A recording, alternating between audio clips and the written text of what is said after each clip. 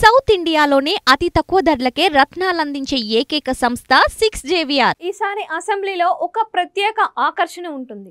అదే జనసేన అధినేత power star Pawan Kalyan ఆగమనం. ఆయన ఒక్కరే అసెంబ్లీకి వెళ్ళినా ఆ లెక్క వేరేలా ఉంటుంది. అయితే పోలింగ్ ముగిసిన తరువాత వస్తున్న అంచనాలను బట్టి పవన్ ఒక 10 మంది జనసేన ఎమ్మెల్యేలు తక్కువ కాకుండా తన వెంటబెట్టుకుని దర్జాగా అసెంబ్లీ ప్రవేశం చేస్తారు అని భావిస్తున్నారు. ఈసారి అసెంబ్లీలో జనసేన బలమైన ముద్ర ఉండాల్సిందే అని చాలా కాలంగా చెబుతున్న పవన్ ఆలోచనలు ఆ దిశగా ఫలించాలని వినపడుతోంది. పవన్తో పాటు 10 మంది ఎమ్మెల్యేలకు తక్కువ కాకుండా అంటే ఈసారి అసెంబ్లీలో జనసేన ఫోకస్ వేరే లెవెల్ అని టాకు. జనసేన ఒక బలమైన గొంతుకై అసెంబ్లీలో వినిపిస్తోంది అని అంతా అంటున్నారు. వైసీపీ అధికారంలోకి వస్తే టీడీపీతో పాటుగా విపక్షంలో జనసేన తనదైన పద్ధతిలో విపక్షం పాత్ర చాలా ఫోకస్డ్గానే పోషిస్తుంది అని, అదే టీడీపీ కూటమి గెలిస్తే ప్రభుత్వంలో జనసేన చాలా ప్రధానమైన పాత్రనే పోషిస్తుంది అని అంటున్నారు. ఈసారి అసెంబ్లీ 2019 మాదిరిగా ఏకపక్షంగా సాగే ఛాన్స్ లేదు.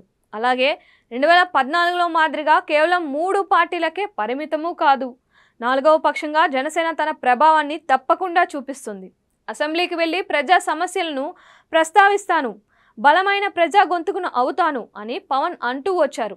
దాంతో పవన్ పొజిషన్లో ఉన్న అపోజిషన్లో ఉన్న కెమెరా కళ్ళు అన్నీ ఆయన వైపే ఉంటాయి అని వేరేగా చెప్పాల్సిన అవసరం లేదు.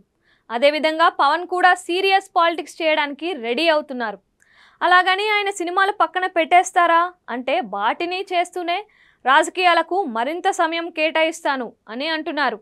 అసెంబ్లీలో జనసేన ఎంత గట్టిగా ముద్ర వేయగలిగితే అంత బలంగా ఆ పార్టీకి జనంలో పార్టీ గ్రాఫ్ పెరిగే ఛాన్స్ ఉంటుంది. రానున్న రోజుల్లో ఇదే వ్యూహంతో జనసేన పని చేస్తోంది అనే చర్చ సాగుతోంది. ఇక చంద్రబాబు జగన్ ఇద్దరూ అసెంబ్లీ వేదికగా అనేక సార్లు తలపడ్డారు. కానీ ఎప్పుడూ కూడా పవన్ జగన్ ఎదురు కాలేదు. ఈసారి ఆ ముచ్చట అసెంబ్లీ వేదికగా తీరుతోంది అని కూడా భావిస్తున్నారు.